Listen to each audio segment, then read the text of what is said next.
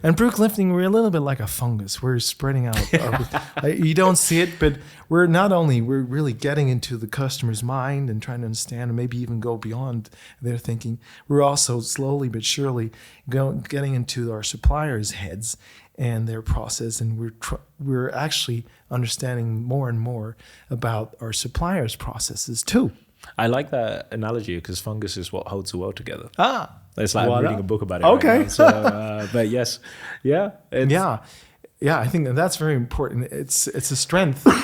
You don't feel it, you can't quantify it, but I think that's one of our superpowers that will bring us far in the future. Welcome to the Brugg Lifting podcast. Thank you. Hello, Heinz. Hello, Bhavesh. So I'm really excited actually because this is a conversation that is something that's been brewing for the last 10 years. So both of us have now been with Brugg Lifting for more than 10 years. More than 10 years, yeah. And I think both of us have seen quite a lot of changes in the company.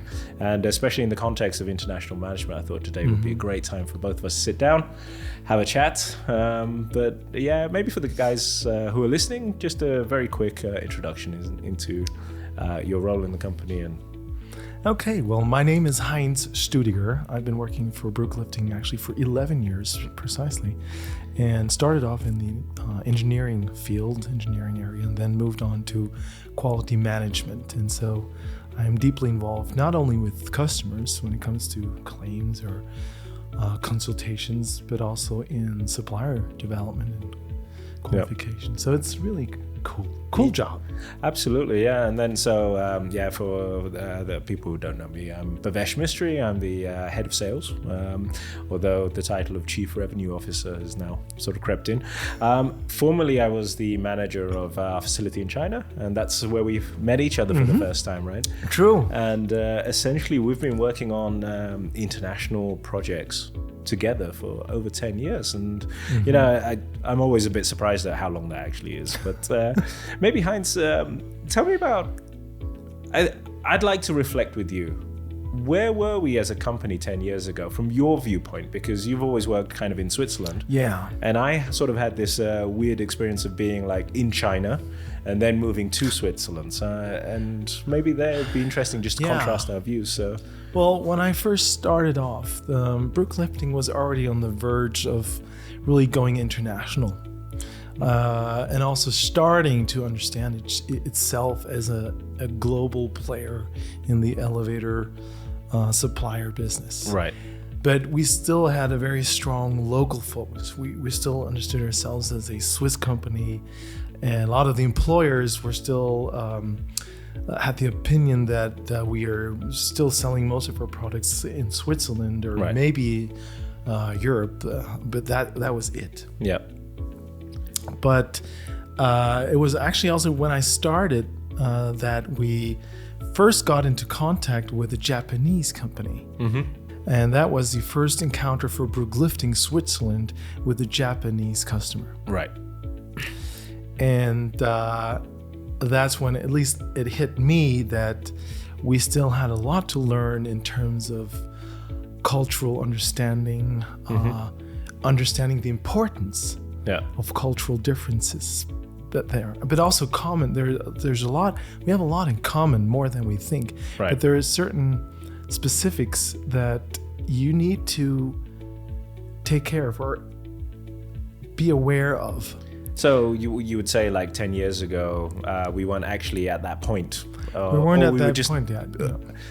Where was the awareness actually? It's interesting for me to. So at headquarters, was it kind of like we're an international company, or we're a Swiss company that's starting to do international business? No, actually, the management at least understood itself as an international company. At that time, we already did have an up and running factory in China for a couple, and you were the manager. Right. There. We also had an up and running company in the U.S. not that profitable, unfortunately, at that time, but it was up and running. We already had, I think, a distributor in Dubai, or at least we're building up. We had Brugg Lifting Middle East, right, at the time. Brugg Lifting Middle East, exactly. So we were quite active internationally.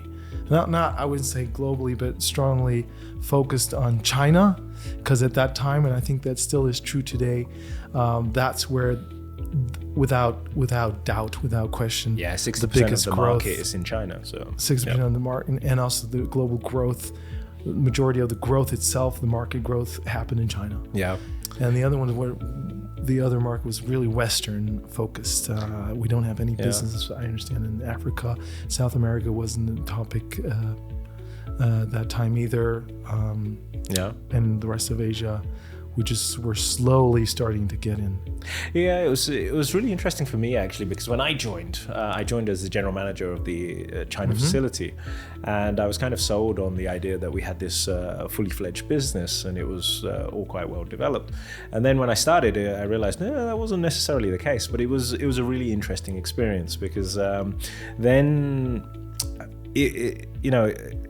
the sell was we are an international business. But when I started, I realized it's like it was quite Swiss focused, and the factory in China was there just to do it like how the Swiss do it. Yes, that's true. And when it came to sort of some deeper questions, you were kind of just left on your own, and that was certainly an experience of there's people I can talk to, but everybody's busy, but maybe we now need to figure this out ourselves. So probably for the first few years, I would say that it was like there was a level of connectivity, as you say, on the management level, but each site just kind of did their own thing. And there was certainly some frictions within the business. But having said that, also on the Brugg Group level, what was really cool was when we had these management meetings, and everybody would come together, and there you saw, actually, this is a fairly, Brugg Lifting is not huge. We're 200 people today, 220 people, maybe a little bit more.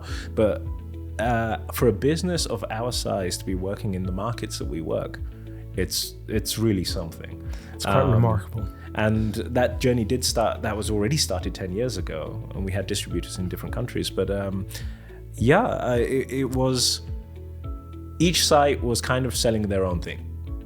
Yeah, it's true. Well, that's how or at least that's how I felt at that time as well. Yeah. And then maybe if we contrast it to today. Oh, sorry, finish your thought. Well, no, I just maybe want to describe how I perceived the situation 10 years ago. Right. And that, headquarter is in Switzerland. Switzerland is known for high quality, reliability. And what we would tell our customers is that, listen, yes, you can also trust our US and Chinese facility, because we tell them exactly how to do it, and that's how we guarantee quality. Yep. By telling them how they should be doing it. And that's our guarantee. It works to a certain degree, you can do that, but it was quite arrogant in another way. And what really happened then, or at least how I felt it, our Chinese colleagues in Suzhou, that's where we have our production site, they were actually seeking for help, and they would have, or they really needed quite some assistance. Yeah. And that's kind of like, and that was at the time I was general manager of China, and it's really interesting you mentioned that, because that's kind of and I thought, well, we should really, that's always first of all, it's also always a sign of respect and cooperation. If someone approaches you with a question, that's a great thing. It's a great thing. But we didn't appreciate it as we probably should at that time. Yeah. And then on the other hand, we had our American colleagues in Rome, Georgia, and they hardly ever asked any questions, because they felt they already knew better than we did anyway. Yeah. Hey, we're the U.S. We don't need anybody telling us what to do. We know what we're doing. Right. But even so, it would have been better. There were quite some situations where actually we could have all performed even better had we cooperated more closely. Now, Now you're asking, comparing that to today. I think because we've it's changed quite a bit. And because maybe just to finish up that thought, it was interesting because when I started in China, we were asking from the Chinese viewpoint, we were asking for help, and I remember people coming in and just saying, "Well, you just need to go out and tell the guys to do it properly." And I was thinking, okay, so I've got somebody who was working in a field yesterday or in another factory who was making, I don't know, rubber buttons, and now today he's in my factory and he's making sort of rope. How do I get that across? And it's like, and then there was a whole form of documentation, etc., and really bringing that information over. And my point, I do remember starting first day in China with the team, and there's quite a few of those guys are still around today. And we said to ourselves, we're going to make rope better than the Swiss. Really? We're going to make it to the Brugg standard, but we're going to make it better than the Swiss. That's the spirit. And so there's that element of internal competition, but then a lot of it was like, okay, let's document some stuff, because otherwise it just didn't work in China. But anyway, that's a little bit of history, but we can dig into that a little bit more. Interesting. Well, yeah. Now 10 years later. So 10 years later, where do you see us? And 10 years later, I think we've really grown together. And one big element of that successful uniting of employers is that we managed to keep most of the people. It's a very important thing, because we did have cultural changes. We had business models change. We had external impacts, major impacts. I remember when the Swiss francs was decoupled from the euro, which back then was held artificially at 1 franc 20 a euro, 1 euro. That was mid-crisis, or almost a large crisis to Brugg Lifting at that time. And turned out we actually managed better than we thought. Everything's fine. It's not a real issue now. Then we had COVID, of course, everybody suffered from that. But apart from that, we were also attacked by a Trojan virus. Digital. Yeah, the cyber attack. Cyber attack. Horrifying. 2 weeks we weren't able to function at all for 2 weeks just because of a little algorithm that messed everything up. It's like we couldn't access our IT systems, but we functioned. We still functioned. We started calling clients on phone, analog lines, using the analogs again. Noting stuff on paper. Yeah, I was noting stuff on paper. It's really, we managed. We managed. It didn't kill us, but those were major hits. That we had, and we still survived. Actually, I feel we always came out a little stronger. Yeah, I mean, when I tend to take a look at where we are today, I think as a business, it's no longer 3 different sites. We have basically one Brugg Lifting. There's the trust between the people, and I think a lot of that comes to your point about actually keeping the people. The trust built up over the people is so much better. The communication levels and how we communicate with each other is fantastic. Today, I think people call each other from all different levels of the business, and there's cross-networking through, there's no conversations going, oh, I need to talk to my general manager, and then my general manager will talk to the general manager of this site, and then that message will go down. It's like, it's highly networked today. And I think there's a real sense of fun and an adventure and a curiosity, which now is which is now in the business. It's like, and I think that's probably a good point to sort of look at the different customer experiences, because this curiosity is something I think we've learned through hardship. And when we just contrast ourselves with where we were 10 years ago, how many different nationality customer projects have we done? We've worked with Japanese, we've worked with Chinese, Koreans, Americans, South Americans, Indians, different parts of Europe. We've had projects ongoing. It's like I've lost track. That's true. Well, you just addressed 2 topics, the way I understand it. So one is the culture we have within Brugg Lifting and how we treat each other, how we communicate, and the other is the growing interactions with different cultures with our clients.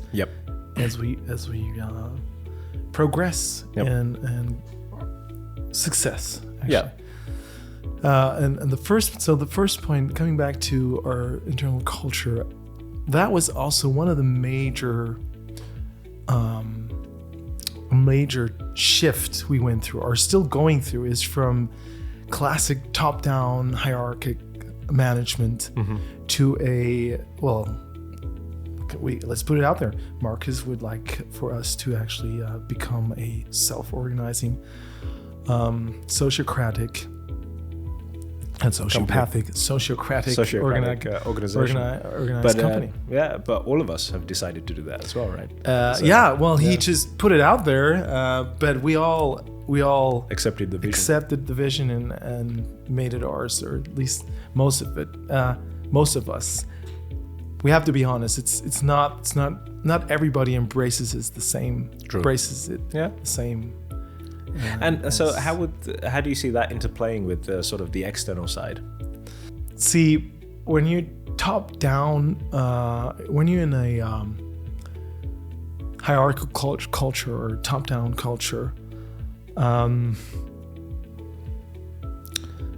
you don't feel as free expressing your concerns, or maybe even issues or frustration, as when you're starting to cooperate with your peer, or cooperate with your boss. Why not? Right. Yeah.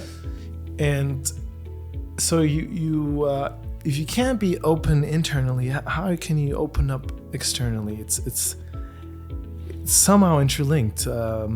It's like I've been reading a couple of psychology books, and one of them was talking about it was fairly provocative. It says human beings are not smart enough to act in two different ways. Yeah, exactly. Yeah. Well, I think that kind of nails it. Yep. That nails it, because the way you act internally is pretty much just how you act externally. So, if you don't feel, it's hard to feel comfortable as an individual in a top-down management. Yeah, and then it also it impacts in terms of how you communicate, and in terms of the fact, if you're under pressure, you're going to be very closed. You automatically you're going to be closed, defensive, and there's a danger. There's always a tendency that you're focused on satisfying your hierarchical leader. Let's put it that way. Leader. Yeah. That's what you're focused on. Yep. You're not focusing on a common principle or value. You're not focusing really on the customer. If you don't pay attention, you're actually only focusing on pleasing your boss. Yep. so you don't lose your job. Yep. That sounds very sad, but and that's probably the most pessimistic scenario. But that can happen. Yep. Easily. And so when you get rid of that, those boundaries in your mind, and you actually open up and start discovering your own individuality or your own personality. You can also start focusing on your colleagues' personality and your customer's personality. And suddenly your perspective changes completely. Because you're no longer interested in pleasing. It's like a classic thing where in international businesses, okay, I'm selling, you're buying, your boss wants the cheapest price, I want to sell at the highest price, and if you're only focused on pleasing your boss, we're going to end up in a fight. But what are we fighting about, really? What are we fighting about? So what's the problem we're trying to solve? And I think we're doing a much better job now. We did a good job before. But we're doing an even better job now because we're really focusing on the problem. And I think that's what our any customer really appreciates at Brugg Lifting. Yeah. So we kind of like being part of the solution, trying to figure things out and go where no one else has ever dared to go before.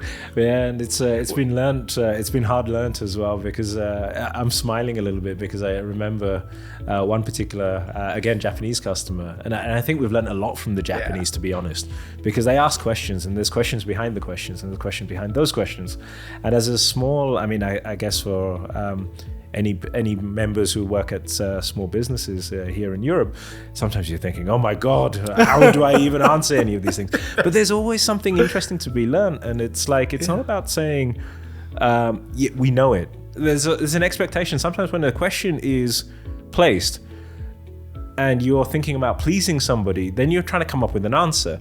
But it's okay to say, yeah, well, we don't really know. And I think we covered that a little bit in the past, but coming from this viewpoint of we're Swiss and we make our best quality and so on. There would be questions raised by customers. Yeah. And we would be like, yeah, you don't need to concentrate on that. That's okay. It's not important at all. And then a few months later, we'd realize, yeah, that was kind of important. Oh, wow. And then we opened up a whole area. And but that's been hard-earned knowledge for us as a small business now, that when someone asks a question, it's like, yeah, we don't know. Should we have a look at it together?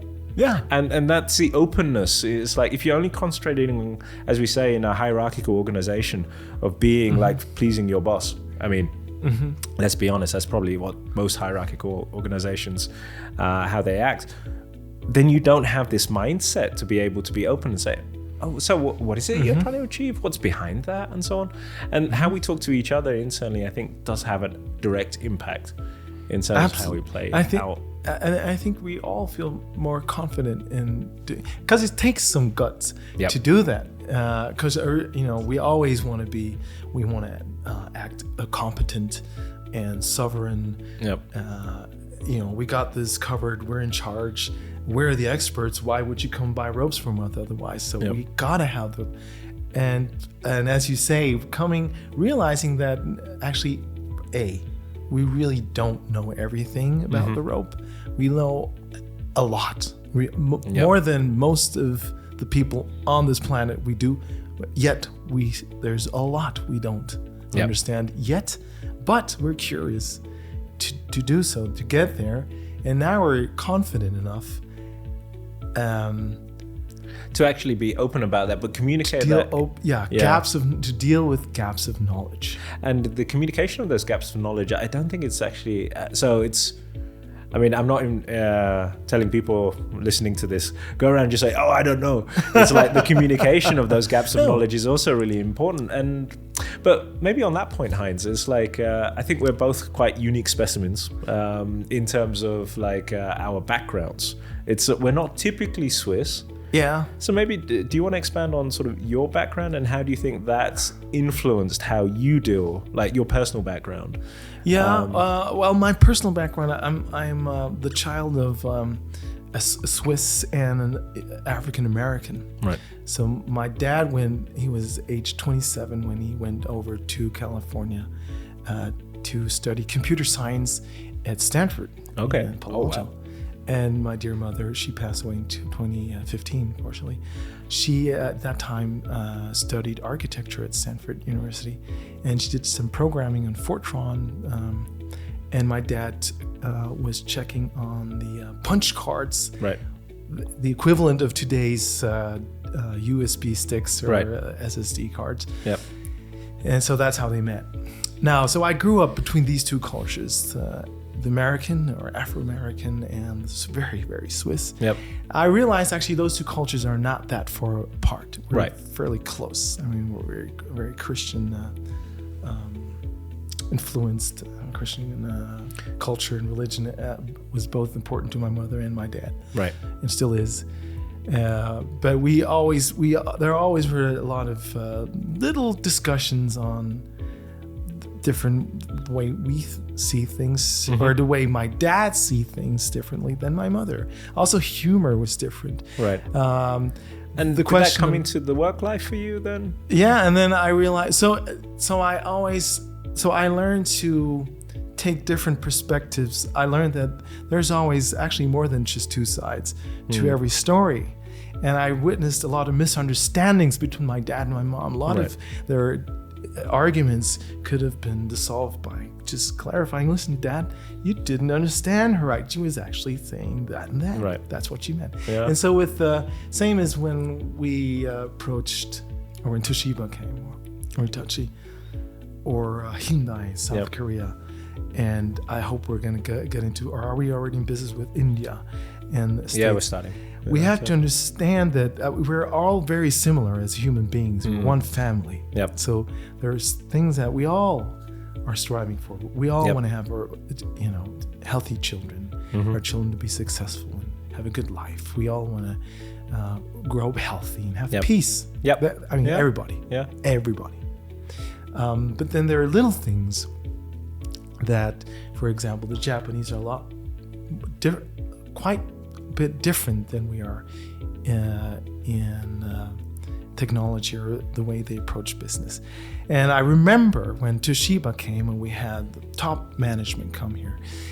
And our attitude was basically, okay, cool. All right, well, we got this. All we need to figure out is the price per meter and the quantity. And we're done. And then we'll just have to fix the date. That's it. And then it came, and of course, that's the first thing they were asking. Well, okay, yeah. So how much do you want? What's the price? And Toshiba, they leaned back and said, oh, well, before we talk price, we would like to do some tests. Oh yeah, sure. How much? We'll do that quickly. Just when you need it, and then how you need it? A month, 2? There was depends. We'll get back to you when we have questions. Yeah. Totally new situation. Never experienced that, and it actually took 6 months for them to get back to us. And then they came with a whole catalog of questions that we were totally unused to that with our European customers. And I realized for a Japanese, relationship has a different meaning than at least what we understood under business relationship. And even if it's business, the relationship is important in terms of trust, reliability, transparency, integrity. That's very, very important. And we underestimated that completely. Yeah. I mean, it's interesting because when I reflect on my own background, my grandparents were from India. My parents were born in Africa. They're of Indian descent. I was born in the UK because my parents then moved from Africa to the UK. And then, then I found myself in China, and I was working in China, and really then married a Filipino, and now I'm in Switzerland. So yeah, and whenever anyone asks where you're from, it's like, it's kind of complicated. But that I think has also influenced the way that I work in terms of I've been an outsider for a long time. It's like probably most of my life I've been playing different roles, So at home we had quite a sort of traditional Indian culture, although my parents were fairly liberal. And then at school, I was kind of in a small town in the UK, was one of the only brown people around. And then I was a brown guy in China. And so there's sort of an element of being a chameleon. It's like understanding what's happening in my environment and then sort of figuring out where to place myself. So in some ways, there's that also being an eldest child, it's all about wanting to please. So it all fits quite well together. But then I've got to say that's helped me a lot because it's like we had a Asian viewpoint that could then look at I was constantly comparing and assessing cultures, and I think this has helped me a lot to sort of bridge gaps between cultures, and I think seems similar to yourself, bridging the gaps between developing a certain level of empathy. Yes, exactly. Just feel yourself into the other person's, into the person sitting on the other side of the table, trying to do that. And then the other thing is also it's more complex than just saying, the Japanese are very hierarchical or like the Koreans like this. Absolutely. It's there's I think if you want to do international business, you have to look at each country business in its own context because everyone there's an individual element. I'm a small business setting up in India. In and around Mumbai, but it's being run by an untouchable guy, for example, a complete extreme example, right? You've got different socio-economic factors happening there. This guy is trying to prove himself within a culture that may not accept him, but he's got a good business coming in. And then you've got the growth of that entire market, so therefore everything's kind of moving quickly. But then you've got that religious element and so on. And I think it's like you need to have, one of the advantages that we've developed as a small business, even though we're a small business, is the diversity. And the diversity of people and different cultures, and that ability then to assess each customer in their own context. Yeah. And well, to get back to our Japanese customer story, were you already involved when Toshiba was really that close to terminating the whole? No, I was there a little bit after. Okay, so to me, it was a big learning to see that. So here we brought in, that was when Yoshi Kosono entered the stage. Right, yeah. Who's Yoshi Kosono? Yoshi Kosono, at that time, as far as I understand, he was the spouse of one of the employees in Brugg. Yes, that's right. Romanshorn, Switzerland. Had no clue of elevator ropes, technical background. Exactly. But, well, and he openly admitted, he didn't make any secret about it, but he was Japanese, and he knew Japanese culture. And that alone saved the whole project. Yep. That was a big surprise and learning to me. Exactly. So having somebody in-house who's willing to be able to build those bridges and accept the customer on their basis, but also being able to translate the words into our culture. Into our culture. And I only understood through his actions all the things that we messed up before. Yeah. Because the first thing he did, you know what he did first? First thing he did was just apologize 100 times. Yep. Bow, apologize 100 times. Then he took our CEO, brought him to Japan, and made him bow 100 times. Apologize. That was the first thing he did. That got me thinking, and I thought, wow, did we really mess it up that much? It was that bad? Yes, apparently was. We weren't even aware of it. But even if it wasn't that bad, it's better to apologize more in advance, and then you've exactly. got a basis or maybe for trust. We didn't, and he just wanted. Yeah, probably is more in advance. Yeah, but. And that again, when it comes to relationship, it's like especially with certain, I would say the Japanese culture, even most. I hate to generalize, but I would say most South or the Eastern cultures, a lot of it is about assessing you as a person. I would say probably Northeast Asia. Your first meetings are just sort of understanding one another. It's like there tends to be a period of, can I believe what you actually say and what you actually tell me? And that is tied into the history. It's tied into the culture. So those elements, I mean, I would probably encourage people, if you want to do international business, don't underestimate the ability of just knowing something about the culture where you're operating. Oh yeah. The food they eat, how did their history go? How did they see major historical events? Yes. And that gives you a basis to sort of then explore. So from that level, then you're talking business, you're talking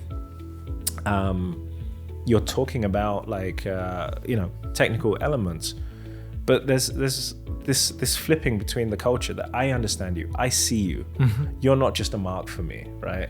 And that's I think that's really been probably a critical advantage, I think. It has been. In that level of empathy, which is one of our values. Yes, it is. So. It is. But we had to get there first. We really were. Though I have to say, Brugg Lifting has, I think, one of the key factors for Brugg Lifting's success is the ability or the audacity to get together with customers and work closely on some topic, issue, innovation. Yep. We already had that quite a while. Way before I joined Brugg Lifting, the belt project, the coated ropes, for example, is something that started in the early 2000s, and it started. At least the story behind the coated ropes was that actually we weren't even the first one that were addressed. We were the third one that got addressed, and the two previous ones just didn't want to hear about it because it was new technology, uncertain. Nobody had ever done it. The few attempts that had been done in the industry weren't successful, so nobody wanted to have their fingers burnt. And Brugg Lifting said, "Well, let's give it a go. Let's give it a go. It might work, might not. We're in." And I think that's a great spirit, and we kept that spirit, and we basically honed that skill. Yeah, because that spirit was always there, and we did kind of develop cool products, but I think the learnings we've gone through for the last few years is, okay, it's that internal cultural development. It's getting that viewpoint, opening up the eyes to actually have a look at the customer and recognize the customer as an individual. Mm-hmm. But then how we treat each other, and again, it comes back to that individual mode. It's like you can't operate in 3 different ways. You tend to operate in one way. And then this openness of communication, the ability to sort of discuss problems openly and have fun. I think fun is massively underestimated, because we've been involved in so many different customer projects, and we have fantastic relationships with our customers now. I mean, I can tell, if I may tell a story. It's like we went out for dinner. We had the CEO, we had the engineering guy there, we had Yoshi was there, I was there, and we're messing around, right? It's like we're at dinner, and we had some senior people from Prime Tower in Zurich. Tower in Zurich. And we're having dinner, and we've got these 2 senior guys, and we're from Toshiba. From Toshiba, I think it was at the time, and we're joking and having fun and ripping each other, like on an authentic fun level. You're not laughing at someone; we're laughing with each other. And the customer turned around and goes, "This is so much fun." This is really? He said, he goes, great? I wish our company could have conversations like this. And it was such a great feeling. And then also we've been working with some colleagues in America on some projects, and the project meetings were fantastic, because we could really talk openly with each other. People would be like, a problem would come up, and it'd be like, you're just saying that because your boss is kicking your ass. Go, yeah, I know my boss is kicking my ass. That's why I need you guys to help me. And there was a comment that was like, this is my most fun meeting I have all. He goes, I always look forward to this week. Every week, I look forward to this meeting, and that I think is really interesting, because in a small business you can develop that culture, right? You don't get lost as a number. Yes, it's easier. I probably could in a big one too, but it's certainly easier in a small business. Right, and then so it's that element of play, but productive play. It's like we're working together. I recognize you. We're having fun, but we're achieving something as well. And that's different in different contexts, but it's like, it's more about how you get there. I would say probably with nearly all of our customers, as soon as you get to that point, we're all humans. Yeah. It's the communication you need to be able to get to that point.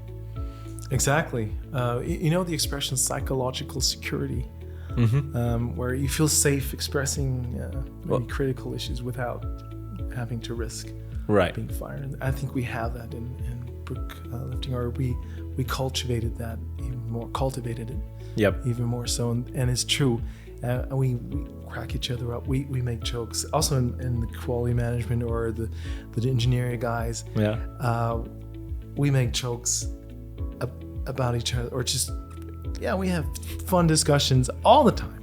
Oh, you probably don't know this story, but I was chatting with our good friend Joseph, and we're talking politics, right? And we were having it was a management meeting. We're sitting there and we're going at it, right? It's like we're talking like politics, culture, and so on, on quite a all right. I wouldn't say vicious level, but it was quite cutting on both sides, right? But there's a book I read about argumentations and how you argue and persuade. And what was really interesting, it goes, don't attack the conclusions, because the conclusion is the end result, right? And then you're going to end up banging heads. Look at the arguments, because the conclusions are based on arguments. The arguments lead to certain conclusions, and if there's more information, then maybe it means that the conclusion changes. So if you want to really have a discussion, you need to get underneath. And I'd never thought about that. I read that recently, and then it occurred to me, that's why I enjoy having these discussions with Joseph, right? Because we get into the argumentations, and it's a lot of fun. But I remember a lot of people around us were just like, oh, this is a bit weird, we're leaving. But the next day, it's like, it's all good, But this is such a perfect example for me of like how people can have hard discussions, but you don't get personal about it, because it's like, if you're only working on the conclusion level, then you're going to get personal, because it's like you have that conclusion because you're a bad person. That's no way to have a discussion. No. Well, and you say it so easily. It's hard work, right? And most of the work lies within ourselves, the way we perceive certain statements or situations. Yep. And and it takes a certain level of maturity. But and in that sense, we as Brugg Lifting matured in that respect a lot. And even me and my boss Torsten, we argue or have very interesting discussions. We don't agree. Many times we don't agree, but we always laugh at the end of our discussions really hard. Right. He has a great humor. I hope mine is okay as well. Yep. And so, yes, fun is a very important thing. Also with the customers. Yep. And with our clients, Arona as well. So that brings us on to sort of another point. So, we've talked a little bit about the fun, the culture, and so on. I'm in sales, you're in quality, you're also in engineering before. International claims. Yeah. What have been our learnings on handling claims? Because winning business is easy. It's not easy, but it's all fun and roses. That's true. But when the shit hits the fan and something's gone wrong, how do we, what have been your learnings over the last 10 years in terms of how to handle claims? The Swiss part in myself is always very embarrassed to have to deal with claims in the first place. Right. Why didn't we do... Obviously, we didn't do something good enough, so this had to occur. So it must be our fault. And that is a little bit of a Swiss perspective, and even if it's the training of our customers, we didn't train them well enough. That was the way I approached it first. And then a very humbleness towards the customer. What can I teach our customer? Our customer, he is the father of the whole elevator design. They know what they're doing. They have to know what they're doing. So the fault must lie with us. How can I ever consult or add value to their business? Right. Nowadays, I think we all, or me in particular, we understand claims always also as a chance to learn something new. Or at least a chance to bring our products or explain our products better to the customer and the application of those ropes. When I started mechanical engineering. I'm a classical mechanical engineer, and I worked in that field a couple of years prior to working at Brugg Lifting. I love it. I love engineering. And I applied for Brugg Lifting, not because of the product. I have to be honest, as an engineer, you're like, okay, wire. Yeah, it's wire like, rope. how much can there be to wire rope? And now we're both here 10 years later thinking, still learning. Still learning. Oh my God, still many questions that are open there, and it gets more and more complex. The deeper you're trying to go into the material or the understanding of a wire rope, the bigger that universe gets. It's like quantum physics. Yeah, but not just in that level, but also in terms of the application side. It's like we're getting so much into application engineering of how are people using our products, and that then it becomes a whole area. Totally. And Brugg Lifting, we're a little bit like a fungus. We're spreading out. You don't see it, but we're really getting into the customer's mind and trying to understand and maybe even go beyond their thinking. We're also slowly but surely getting into our suppliers' heads and their process, and we're actually understanding more and more about our suppliers' processes too. I like that analogy because fungus is what holds the world together. It's like I'm reading a book about it. Okay. Right now, so, but yes, yeah, I think that's very important. It's a strength. You don't feel it, you can't quantify it, but I think that's one of our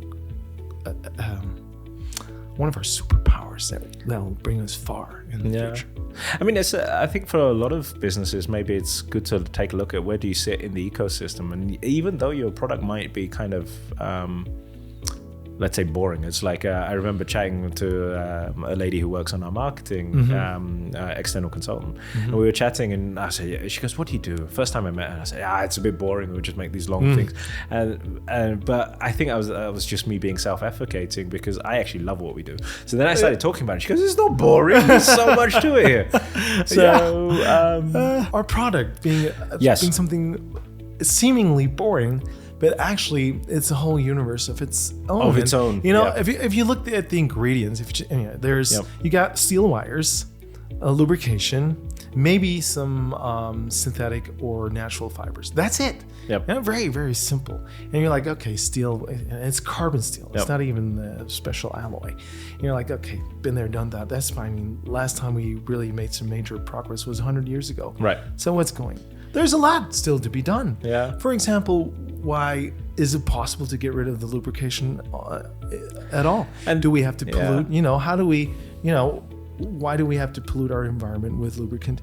Maybe is it possible to have actually an elevator rope with no lubricant at all? Right. Which would mean that the wire has to be coated differently.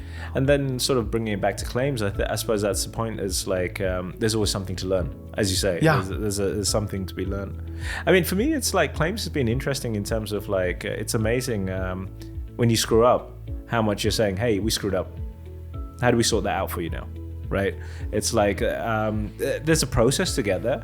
But I would like to maybe intervene there, because we never start with we screwed up. No, of course. It's like, well, you shouldn't. And but we always accept, yes, there's obviously a problem with rope.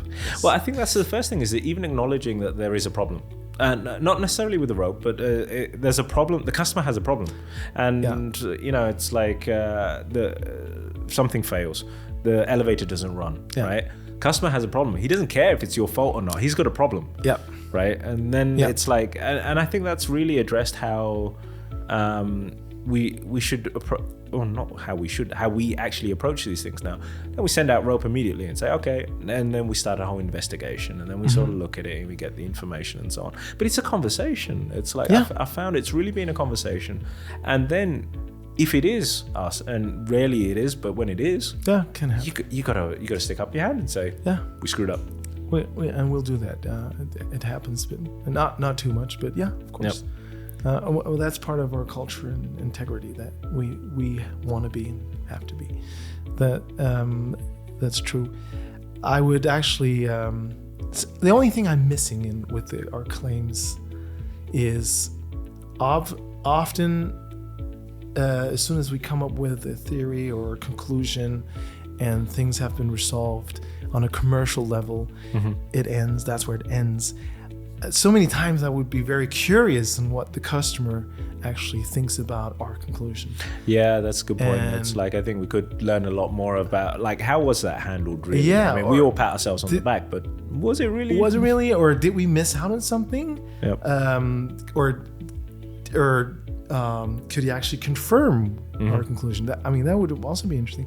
That's the only thing. But of course, we could also maybe next time we'll just proactively approach the customer and ask them. Well, they stick around, so it's like yeah, because we do have long-term relationships. I mean, I suppose maybe this is a slightly provocative question. There was. Just reflecting back on the 10 years, is it? I actually must say, I think I felt there was a feeling of Europeans know best back in the day, which is something we've unfortunately learned. I cannot deny that.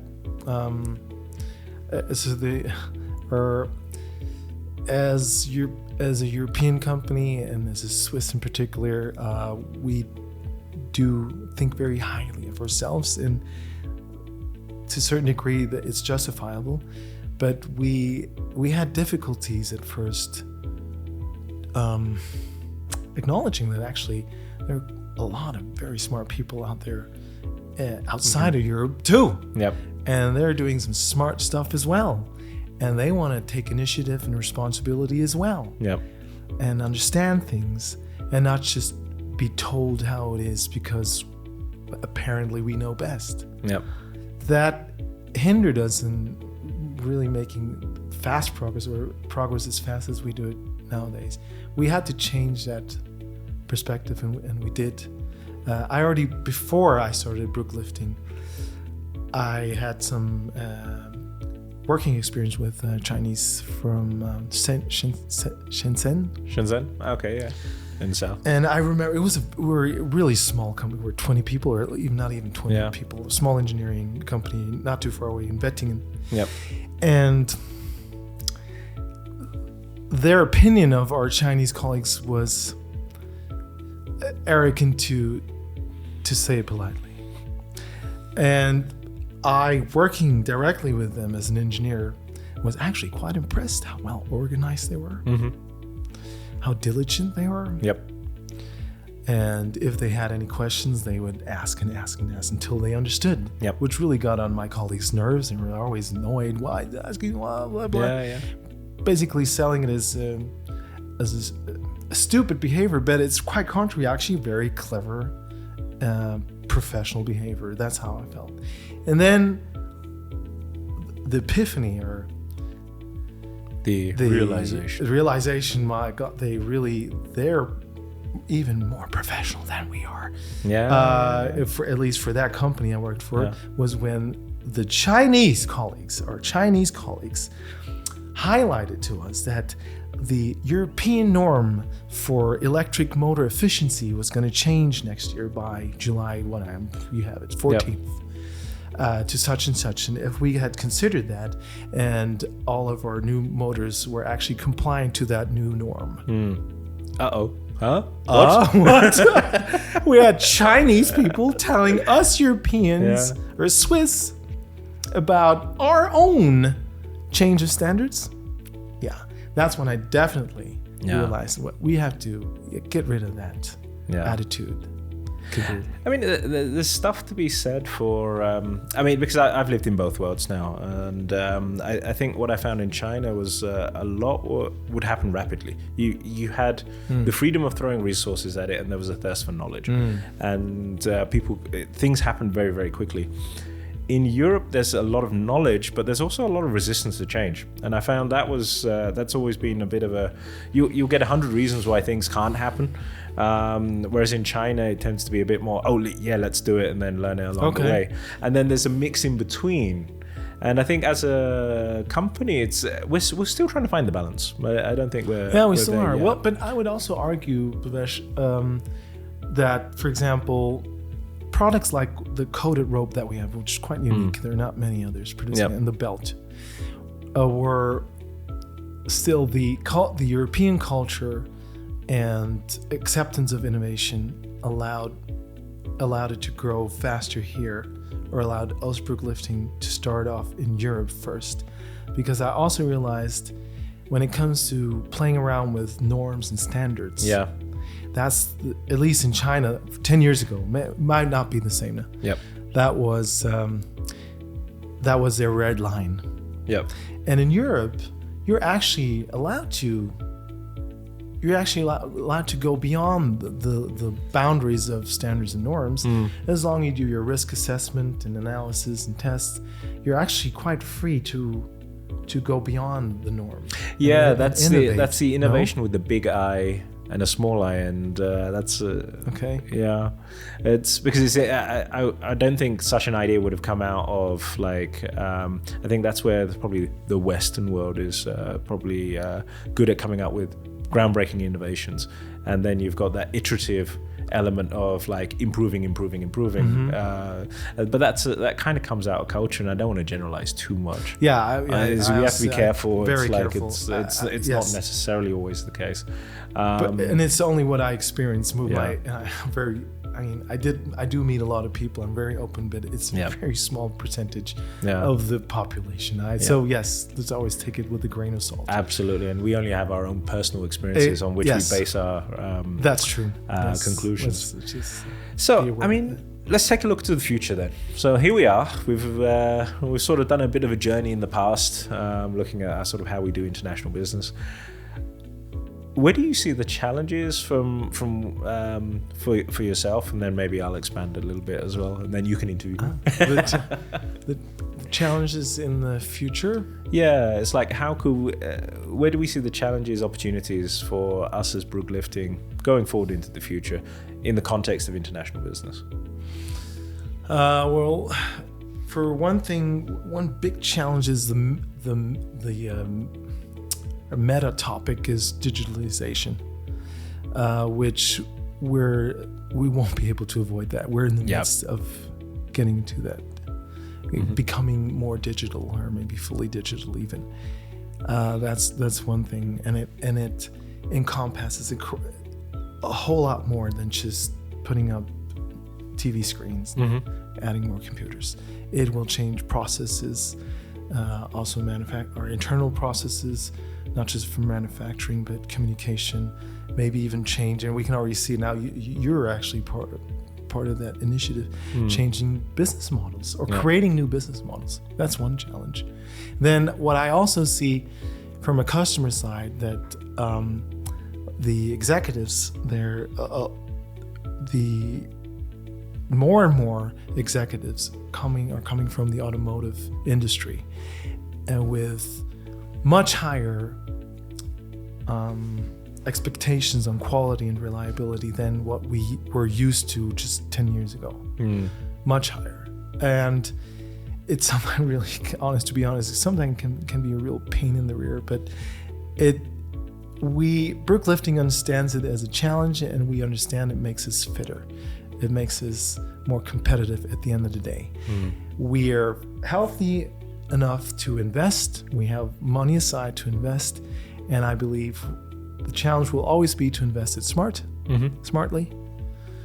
That's the thing, and so far we have made more good decisions than bad ones. That will always remain a challenge. And supply chain, actually, COVID also exposed how fragile everybody's supply chain is, and we're no exclusion. And I think in the context for international business, it's going to be a lot more about what do you do where, and how robust. It's almost like we started from having 3 different companies doing their own thing. We've come to like one company understanding and so on, and we've got some specializations, and it's then building on that. But I think again it goes back towards more customization in the different markets for the different contexts. But how do you do that in a way where you have the flavor of Brugg, but then you can tweak it to your own needs? And how do we make ourselves even more easier to work with, not just not just from headquarters, but from in every market where we operate. It's like you get Brugg, but you get Brugg the way you want it, and doing that in a smart way, where we're not massively escalating the complexity of the business. That's a Brugg specific issue. See, 20 years ago, Brugg Lifting was really local, really actually a Swiss company with a Swiss culture. And we worked as we're a small enterprise. We're only 100 people. Now we're still not that much bigger. We're 220 all in all? Yeah, 222, 30, something like that. Including China and US. We're still small, but out in the market, we act as a enterprise almost, as a corporation. And we have to. That's how we have to perform. In this field, we have to be professional, and we're still in that transfer phase. We're progressing very well, but we're still in there. And so that what you're saying about our customers being able to access us more easily, or just getting things done easily or quicker. Yes, that's another big challenge. So now we've talked. I think as a final topic that I'd like to pick up is just, we've talked about a company level. Well, let's take it down to the next generation. There's a young engineer or a young sales guy or somebody who's like, I'm here and I want to do international business. What would be your top 3 tips that you would give to that young person that wants to sort of get involved in international business? Through Brugg Lifting or generally? In general. In general. Stay curious.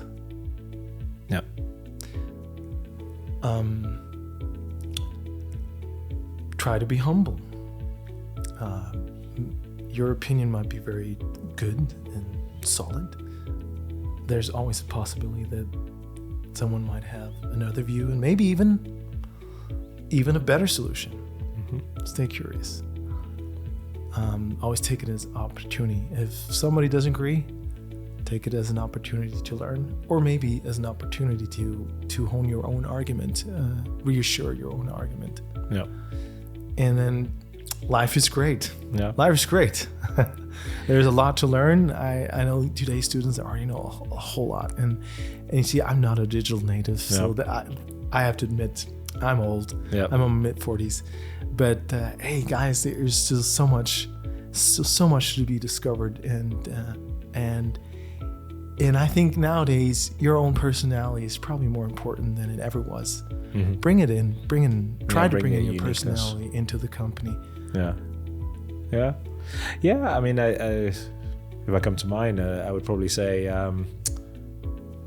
the curiosity, but like in terms of like history, economics, like take an interest in other countries and international affairs. Don't just see them as they are today. Try to understand the context of how they got to where they need to be, where they are today. I forgot. If international, if you want to work internationally, try to learn as many languages as you can. Exactly. That was my point number 2. Languages.